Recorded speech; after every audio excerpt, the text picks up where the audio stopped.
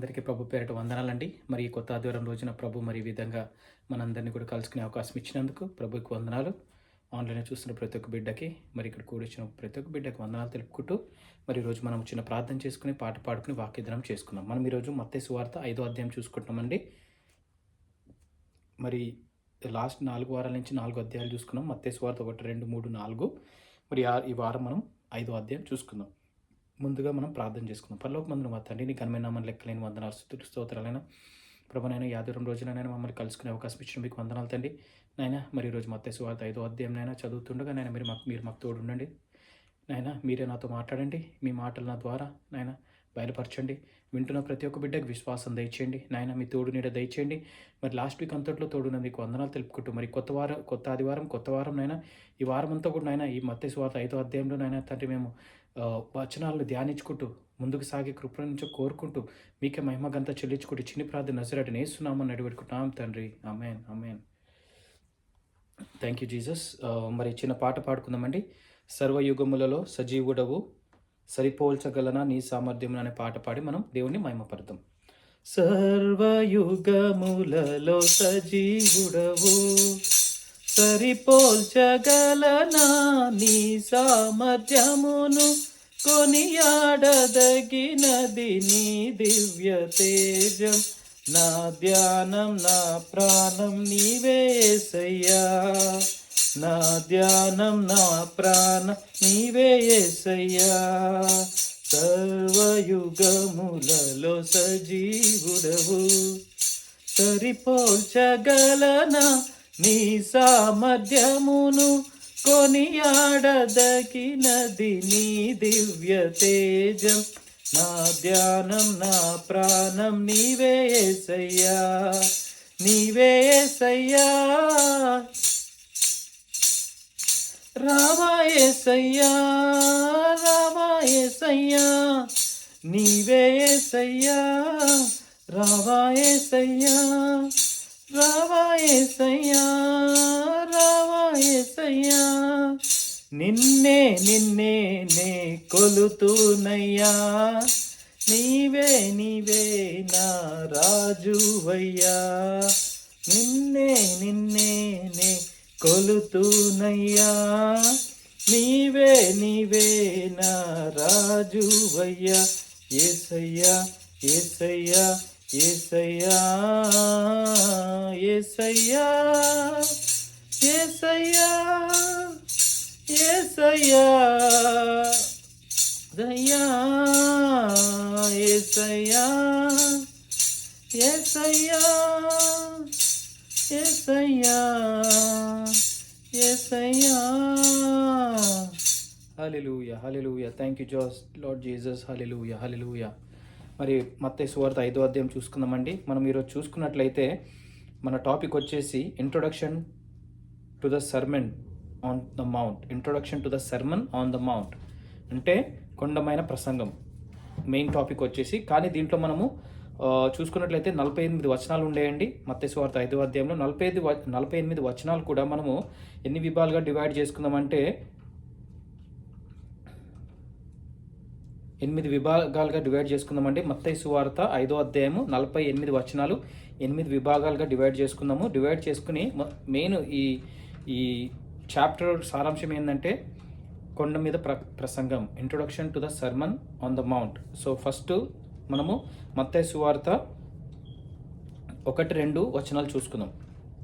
ఆయన ఆ జన సమూహములను చూచి కొండ ఎక్కి కూర్చుండగా ఆయన శిష్యులు ఆయన యొద్దకు వచ్చిరి. అప్పుడు ఆయన నోరు తెరచి ఇలాగు బోధింపసాగెను. ఆత్మ విషయమై దీనులైన వారు ధన్యులు, పరలోక రాజ్యం వారిది. ఆమేన్.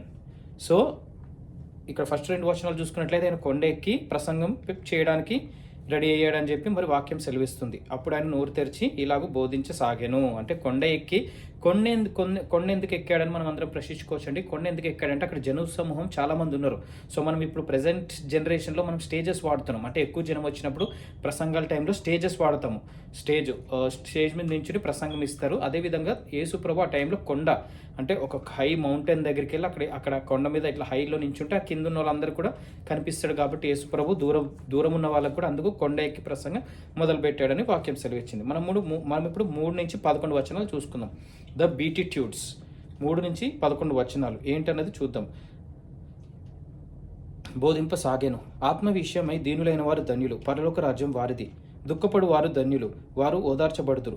సాత్వికులు ధన్యులు, వారు భూలోకము స్వతంత్రించుకొందురు. నీతి కొరకు ఆకలి దప్పులు గలవారు ధన్యులు, వారు తృప్తిపరచబడుదురు. కనికరం గలవారు ధన్యులు, వారు కనికరం పొందుదురు. హృదయ శుద్ధి గలవారు ధన్యులు, వారు దేవుని చూచెదరు. సమాధాన పరచువారు ధన్యులు, వారు దేవుని కుమారులు అనబడుదురు. నీతి నిమిత్తము హింసింపబడువారు ధన్యులు, పరలోక రాజ్యం వారిది. నా నిమిత్తము జనులు మిమ్మును నిందించి హింసించి మీ మీద అబద్ధముగా చెడ్డ మాటలెల్లా పలుకున్నప్పుడు మీరు ధన్యులు. సో మనం ఇప్పుడు 3-11 వచనాలు చూసుకున్నట్లయితే కనికరం మన హృదయ మనం కొన్ని నేర్చుకోవాలంటే దుఃఖపడువారు ధన్యులు. మనం దుఃఖపడ్డా మనకి ఎవరి గురించి దుఃఖపడతాం? యేసు సన్నిధిలో దుఃఖపడితే మనం ధన్యులం. అపవిత్రమైన దీనులైన వారు ధన్యులు, ఆత్మ విషయమై దీనులైన వారు ధన్యులు. అంటే మన ఆత్మలో దీన మనసు కలిగి ఉండాలి. దుఃఖపడేవారు ధన్యులు, సాత్వికులు ధన్యులు, నీతి కొరకు ఆకలి దప్పులు గలవారు ధన్యులు. నీతి కొరకు కనికరం కృపా కనికరం చూచేవారు ధన్యులు. హృదయపూర్వకంగా హృదయ శుద్ధి గలవారు ధన్యులు. అదేవిధంగా అన్ని వచనాలు మనం ధ్యానించుకోవాలండి. ఎందుకంటే మనం ఎప్పుడు ధన్యత పొందుతామంటే మనం ఇవన్నీ కూడా దేవుడిలో ఆస్వాదించినప్పుడే ధన్యులని యేసు వాక్యం సెలవిస్తుంది. నా నిమిత్తం జనులు మిమ్మల్ని నిందించి హింసించి మీ మీద అబద్ధముగా చెడ్డ మాటలెల్లా పలుకున్నప్పుడు మీరు ధన్యులు. అంటే యేసు ఏమంటున్నాడంటే మనం ఎన్ని పోలి నడుచుకున్నప్పుడు మన మీద ఇప్పుడు దేవుళ్ళు ఉన్నప్పుడు మన మీద కొంతమంది అబద్ధ సాక్ష్యాలు మోపచ్చు, కొన్ని ఏమైనా మాట్లాడినప్పుడు మనం ధన్యులమంట మన మీద మోపుతే. సో అది యేసు నిమిత్తమై. నెక్స్ట్ తర్వాత సంతోషించి ఆనందించుడి, పరలోకమందు మీ ఫలము అధికమగును. ఈలాగున వారు మీకు పూర్వమందుండి ప్రవక్తలను హింసించిరి. ఆమేన్. సో ఈ వచనాలన్నీ కూడా దేవుడి వాక్యం ఏం సెలవిస్తుందంటే మీరు దీన మనసు కలిగి దేవుని కొరకు దప్పికొనికి దేవుని ఆత్మలో దీనులై మనం ముందుకు సాగితే మనం ధన్యత పొందుతామంట. మీరు మరి 13-16 చూద్దామండి.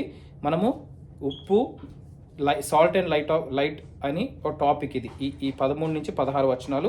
మీరు లోకమునకు ఉప్పు అయి ఉన్నారు. ఉప్పు నిస్సారమైతే అది దేని వలన సారం పొందును? అది బయట పారవేయబడి మనుష్యుల చేత త్రొక్కబడుటకే గాని మరి దేనికి పనికిరాదు. మీరు లోకమునకు వెలుగై ఉన్నారు. కొండ మీద నుండి పట్టణము మరుగై ఉండనేరదు. మనుషులు దీపము వెలిగించి కొంచెము కింద పెట్టరు, కానీ అది ఇంటి వారందరికీ వెలుగునిచ్చుటకై దీపస్తంభము మీదనే పెట్టుదురు. మనుషులు మీ సత్క్రియలను చూచి పరలోకమందున్న మీ తండ్రిని మహిమపరచునట్లు వారి ఎదుట మీ వెలుగు ప్రకాశింపనీయుడి. ఆమేన్.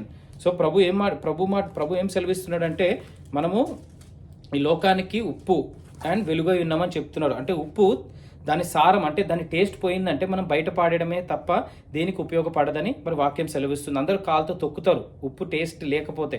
సో అదేవిధంగా మనం కూడా మన హృదయాల్లో దేవుడి సన్నిధి అన్నది మనకు ఉండాలి. అది లేకపోతే మనం ఇంకా దేవుడు మనల్ని అంగీకరించడు. అందుకే మనలో దేవుడు ఉండాలి. అదేవిధంగా మనలో దేవుడు అంటే మనలో దేవుని వాక్యం ఉండాలి. మనలో దేవుని వాక్యం ఉంటే మనము ఫలించే చెట్టు వలె మనము దేవుని కొరకు మనం నిలబడగలుగుతాం. అదేవిధంగా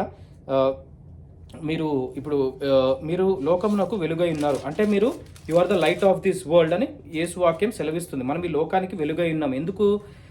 మనము ఎవరైనా దీపము వెలిగించి మంచం కింద కొంచెం కింద పెట్టరు, అది దీపస్తంభం మీదే పెడతారు. ఎందుకంటే అందరికీ అది వెలుగునిస్తుంది కాబట్టి.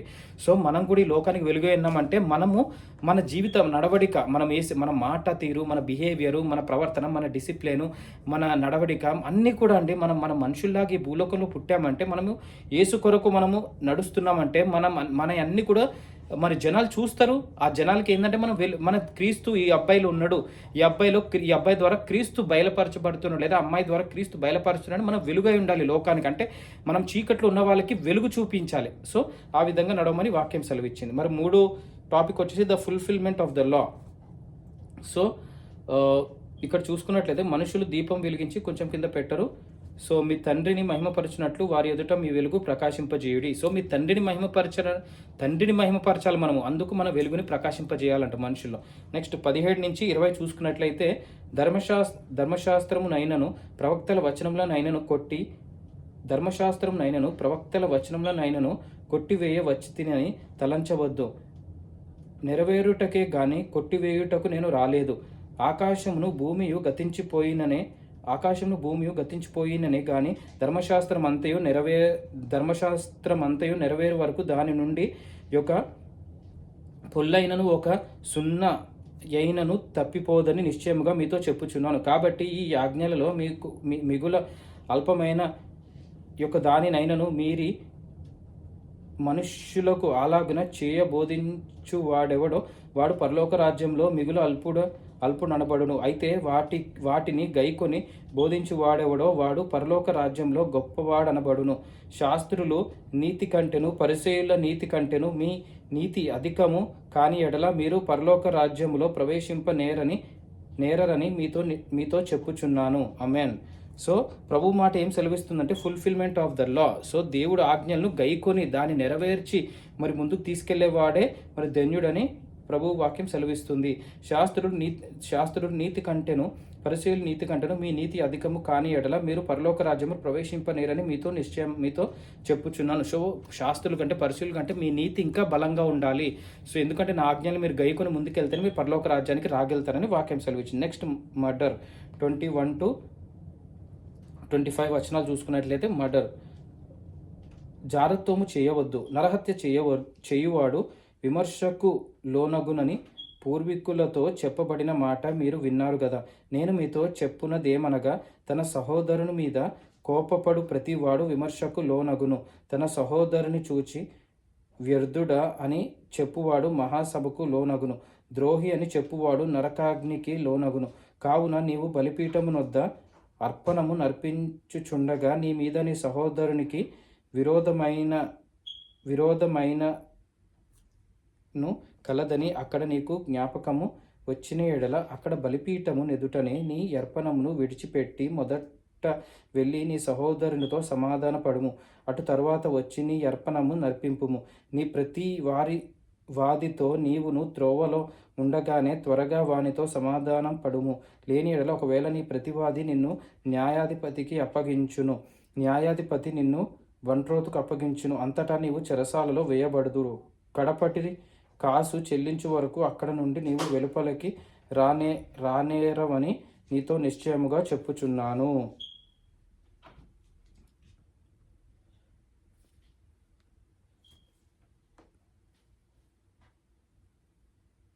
వ్యభిచారము చేయవద్దని చెప్పబడిన మాట మీరు విన్నారు కదా. నేను మీతో చెప్పుచున్నదేమనగా ఒక స్త్రీని మోహపు చూపుతో చూచు ప్రతి వాడు అప్పుడే తన హృదయమందు ఆమెతో వ్యభిచారము చేసిన వాడగును. నీ కుడి కన్ను నిన్ను అభ్యంతరపరచిన ఎడల దాన్ని పెరికి నీ యొద్ద నుండి పారవేయుము. నీ దేహమంతయు నరకంలో పడవేయబడకుండా నీ అవయవములలో ఒకటి నశించుట నీకు ప్రయోజనకరము కాదా. నీ కుడి చెయ్యి నిన్ను అభ్యంతరపరచిన ఎడల దాన్ని నరికి నీ యొద్ద నుండి పారవేయుము. నీ దేహమంతయు నరకంలో పడకుండా నీ అవయములలో ఒకటి నశించుట నీకు ప్రయోజనము కాదా. ఆమేన్. సో ఇక్కడ ప్రభు మా వాక్యం ఏం సెలవిస్తుందంటే మీరు మర్డర్ గురించి చెప్పాడు. సో మీరు ఒక స్త్రీని మోహపు చూపుతో చూసినా కానీ మీరు వ్యభిచరించినట్టే అని మరి వాక్యం సెలవిస్తుంది. సో మీరు ఇప్పుడు కుడి కన్ను తప్పు చేసిందంటే దాన్ని తీసేసి మీ ఒక్క కన్నుతో మీరు జీవించండి. దానివల్ల మీరు మంచిగా ఉంటారు. అంతే తప్ప మీరు చెడు నడతలు, చెడు చూపులు, చెడు ప్రవర్తన ఇవన్నీ కూడా మానుకోమని మరి వాక్యం సెలవిస్తుంది. నెక్స్ట్ 32 31 తన భార్య 31 చూసుకుందామండి. ప్రయోజనం కదా. తన భార్యను విడనాడు వాడు ఆమెకు పరిత్యాగ పత్రిక ఇయ్యవలెను చెప్పబడి ఉన్నది కదా. నేను మీతో చెప్పున్నదేమనగా వ్యభిచార కారణం బట్టి గాక తన భార్యను విడనాడు ప్రతి వాడును ఆమెను వ్యభిచారినిగా చేయుచున్నాడు. విడనాడబడిన దానిని పెండ్లాడువాడు వ్యభిచరించుచున్నాడు. సో ఈ వచనాలు జస్ట్ అడల్టరీ గురించి చెప్తున్నాయండి. నెక్స్ట్ 33 చూద్దాము. మరియు నీవు అప్రమాణము చేయక నీ ప్రమాణములను ప్రభువునకు చెల్లింపవలెనని పూర్వీకులతో చెప్పబడిన మాట మీరు విన్నారు కదా. నేను మీతో చెప్పినదేమనగా ఎంత మాత్రము ఒట్టు పెట్టుకొనవద్దు. ఆకాశము తోడనవద్దు, అది దేవుని సింహాసనము. భూమి తోడనవద్దు, అది ఆయన పాదపీఠము. యెరూషలేము తోడనవద్దు, అది మహారాజు పట్టణము. నీ తల తోడని ఒట్టు పెట్టుకొనవద్దు. నీవు ఒక వెంట్రుకనైనను తెలుపుగా గాని నలుపుగా గాని చేయలేవు. మీ మాట అవునంటే అవును, కాదంటే కాదు అని యుండవలెను. వీటికి మించున్నది దుష్టుని నుండి పుట్టునది. వీటికి మించున్నది దుష్టుని పుట్టునదే. సో ఈ 33 నుంచి 37 వచనాలు చూసుకున్నట్లయితే ఓట్స్ అంటే ఇక్కడ ఏం చెప్తున్నారంటే ప్రభువు వాక్యం ఏం సెలవిస్తుందంటే మన తల వెంట్రుక తెల్లగా చేయాలన్నా నల్లగా చేయాలన్నా దేవుడిదే. మనం ఒట్టులు కూడా పెట్టద్దు. చాలామంది మనం ప్రామిసెస్ పెడదామండి, భూమి మీద ఒట్టేయి, తల మీద ఒట్టేయి, లేదంటే చేతిలో ఒట్టేయి, ఇలాంటి ఒట్టులు పెట్టుకోవద్దంటే. ఎందుకు ప్రభు ఏం చెప్తున్నానంటే దేవుని తోడు అని అంటారు చాలామంది, లేదంటే భూమి తోడు, ఆకాశం తోడు, లేదంటే మన తల మీద ఒట్టు పెట్టుకుని అది తోడు అంటాం. సో ఇవన్నీ కూడా చేయొద్దట. ఎందుకంటే ఇక్కడ వాక్యం సూటిగా ఏం చెప్తుందంటే నేను మీతో చెప్పినది ఏమని, ఏమాత్రం ఒట్టు పెట్టుకోను. ఆకాశం తోడనవద్దు, అది దేవుని సింహాసనం. ఆకాశం దేవుని సింహాసనం, భూమి ఆయన పాదపీఠం. ఆయన ఆకాశమేమో దేవుడి సింహాసనం, అది ఒట్టు పెట్టొద్దు. భూమి దేవుని పాదపీఠం, దాని మీద కూడా ఒట్టు పెట్టొద్దు. అది ఆయన పాదపీఠం. యెరూషలేమని తోడని కూడా అనొద్దు, ఎందుకంటే అదే మహారాజా పట్టణము. నీ తల మీద పెట్టి మనం కూడా తోడనొద్దు, ఎందుకంటే మన తల వెంట్రుకలు తెల్లగా చేయాలని నల్లగా చేయాలని అది దేవుడు వశమే. దేవుడు ఒక్క మాట సెలవిస్తే అన్ని కార్యాలు జరుగుతాయని వాక్యం సెలవిస్తుంది. నెక్స్ట్ ఐ ఫర్ ఐ 38 నుంచి 42 వచనాలు చూసుకుందామండి. కంటికి కన్ను పంటికి పళ్ళు అని చెప్పబడిన మాట మీరు విన్నారు కదా. నేను మీతో చెప్పున్నది ఏమనగా, దుష్టుని ఎదిరింపక నిన్ను కుడి చెంప మీద కొట్టువాని వైపునకు ఎడమ చెంప కూడా త్రిప్పుము. ఎవడైనా నీ మీద వ్యాజ్యము వేసి నీ అంగి తీసుకొన గోరిన ఎడల వానికి నీ పైవస్త్రము కూడా ఇచ్చివేయము. ఒకడు 1 మైలు దూరము రమ్మని నిన్ను బలవంతము చేసిన ఎడల వానితో కూడా 2 మైళ్ళు వెళ్ళుము. నిన్ను అడుగువానికిమ్ము, నిన్ను అప్పు అడుగు గోరువాని నుండి నీ ముఖము త్రిప్పుకొనవద్దు. ఆమెన్. సో కంటికి కన్ను పంటికి పన్ను అంటే వాక్యం ఏం సెలవిస్తుందంటే, మిమ్మల్ని ఏమైనా సాయం అడిగితే మీరు సాయం చేయండి, మిమ్మల్ని అడుగు వారికి సహాయం చేయమని చెప్పి వాక్యం సెలవిస్తుంది. ఏమని సెలవిస్తుంది అంటే, ఒకడు 1 మైలు దూరం వెళ్ళి, అంటే ఇప్పుడు ఒకరికి ఎవరైనా హెల్ప్ అడిగారనుకోండి, ఏదైనా హెల్ప్ అడిగితే అడ్రస్ గురించి మనం ఒక్కొక్కసారి ఏం చేస్తామంటే 2 మైళ్ళు వెళ్తాము, రండి నేనే తీసుకెళ్తానని దగ్గరుండి తీసుకెళ్ళి వాళ్ళకి అడ్రస్ చూపించేస్తాం. అలాంటి హెల్పింగ్ నేచర్ కలిగి మనము ముందుకెళ్ళాలని వాక్యం సెలవిస్తుంది. అన్ని విషయాల్లో కాదండి, ఇది చూసుకుని వెళ్ళాలి. సో అన్ని విషయాల్లో మనం వెళ్ళమని దేవుడు వాక్యం సెలవిచ్చట్లేదు, మనం చూసుకుని ముందుకెళ్ళాలి. నెక్స్ట్ 43 to 48 వచనాలు చూసుకుందాము. Love for enemies. నీ పొరుగువాన్ని ప్రేమించి నీ శత్రువును ద్వేషించుమని చెప్పబడిన మాట మీరు విన్నారు కదా. నేను మీతో చెప్పున్నది ఏమనగా, మీరు పరలోకమందున్న మీ తండ్రికి కుమారులై ఉండునట్లు మీ శత్రువులను ప్రేమించుడి. మిమ్మను హింసించు వారి కొరకు ప్రార్థన చేయుడు. ఆయన చెడ్డవారి మీదను మంచివారి మీదను మంచివారి మీదను తన సూర్యుని ఉదయింపజేసి నీతిమంతుల మీదను అవినీతిమంతుల మీదను వర్షము కురిపించుచున్నాడు. మీరు మిమ్మును ప్రేమించు వారినే ప్రేమించిన ఎడల మీకేమి ఫలం కలుగును? సుంకరులను అలాగూ చేయుచున్నారు కదా. మీ సహోదరులకు మాత్రము వందనము చేసిన ఎడల మీరు ఎక్కువ చేయుచున్నదేమి? అన్యజనులను అలాగూ చేయుచున్నారు కదా. మీ పరలోకపు తండ్రి పరిపూర్ణుడు కనుక మీరును పరిపూర్ణులుగా ఉండెదరు. మీ పరలోకపు తండ్రి పరిపూర్ణుడు కాబట్టి మీరు కూడా పరిపూర్ణులుగా ఉండేదరని చెప్పి వాక్యము సెలవిస్తుంది. మరి వాక్యం ఏం చెప్తుందంటే, మరి మత్తయి సువార్త 43 నుంచి 48, మీ పొరుగువారిని ప్రేమించండి, నీ శత్రువును ద్వేషించమని చెప్పబడిన మాట మీరు విన్నారు కదా. నేను మీతో చెప్పున్నది ఏమనగా, మీరు పరలోకమందున మీ తండ్రికి కుమారులు ఉండునట్లు మీ శత్రువులను ప్రేమించుడి. మీ శత్రువులను కూడా మీరు ప్రేమించాలంట. ఎందుకంటే మిమ్మల్ని మీరు ప్రేమించి మీ శత్రువులను ద్వేషిస్తే అది కరెక్ట్ కాదు. ఎందుకంటే పరిసయ్యులు సద్దుకాయలు వీళ్ళు కూడా వాళ్ళని చేశారు, వాళ్ళని శత్రువులను ద్వేషించి వాళ్ళని వాళ్ళు ప్రేమించుకున్నారు. అలా ఉండకంటే మీరు మిమ్మల్ని ప్రేమించు వారినే ప్రేమించిన ఎడల, అంటే మిమ్మల్ని ప్రేమిస్తే మీరు ప్రేమిస్తే, మిమ్మల్ని ద్వేషించే వాళ్ళు మీరు ద్వేషించొద్దు. మిమ్మల్ని ప్రేమించే వాళ్ళని ప్రేమించాలి, మిమ్మల్ని ద్వేషించే వాళ్ళని కూడా ప్రేమించమని ప్రభు మాట సెలవిస్తుంది. శత్రువుల గురించి వారి గురించి మనం ప్రార్థన చేయాలంటే, ప్రార్థించి మనకు రాదండి ఎందుకంటే మనల్ని బాధ పెట్టిన వాళ్ళ గురించి మనం ప్రార్థన చేయాలంటే చాలా ఈజీ కాదండి. కానీ మనం దేవుడి సన్నిధిలోకి వెళ్ళి దేవుడి దగ్గర మొరపెట్టుకుని 1-2 నిమిషాలు 3 నిమిషాలు మనం ప్రార్థన చేస్తే దేవుడు తప్పకుండా మన ప్రార్థనకి జవాబు దయచేస్తాడు. నమ్మాలండి. నమ్మి మనం ముందుకెళ్తే మనకి మంచి బ్లెస్సింగ్స్ కూడా దేవుడు దయచేస్తాడని నమ్మాలి. అదేవిధంగా మరి 5వ అధ్యాయము మత్తయి సువార్త మరి దేవుడు దీవించును గాక, ఈ వాక్యం దేవుడు దీవించును గాక. చిన్న ప్రార్థన చేసుకుని ముగించుకుందాం. పరలోకమందున మా తండ్రి నీ ఘనమైన నామమున లెక్కలేని వందనాలు, స్తుతులు, స్తోత్రాలైనా ప్రభువైన మత్తయి సువార్త 5వ అధ్యాయం చదివితే ఈ అధ్యాయంలోనైనా తండ్రి మీరు కొండ మీద ప్రసంగం చేశారు. అయినా తండ్రి ప్రభా శత్రువుని ప్రేమించమని చెప్పారు. మరి ఉప్పు, salt and light of the world అని చెప్పారు. నాయన తండ్రి ఓట్స్ తీసుకోవద్దని చెప్పారు. నాయన ఐ టు ఐ అని చెప్పారు తండ్రి ప్రభా, కన్నుకి కన్ను. అదేవిధంగా నాయన బీటిట్యూడ్స్ చెప్పారు తండ్రి ప్రభా. నాయన తండ్రి కనికరం కలిగి ఉండాలని చెప్పారు తండ్రి ప్రభా. ఎన్నిటి పట్ల నాయన మీకే వందనాలు, స్తుతులు, స్తోత్రాలైన తండ్రి ప్రభా. నాయన తండ్రి ప్రభా మరి ఈ అధ్యాయంలో నుంచి మరి మేమేం నేర్చుకోలో ఈ వారం అంతట్లో కూడా నాయన మేము ధ్యానించుకుని ముందుకెళ్ళి కృపణించ కోరుకుంటాను. మీకే వందనాలు తెలుపుకుంటూ నాయన ఇక్కడ కూడేసే ప్రతి ఒక్క బిడ్డ పట్ల వందనాలు తెలుపుకుంటూ నాయన మేమన్నా తెలిసి తప్పులే క్షమించమని నాయన తండ్రి ప్రభా. మీకే మహిమ ఘనత చెల్లించుకుంటే చిన్ని ప్రార్థన నజరేయుడైన యేసు నామమున నడిపెట్టుకుంటాం తండ్రి. ఆమేన్. అందరికీ షలోమ్. Have good day.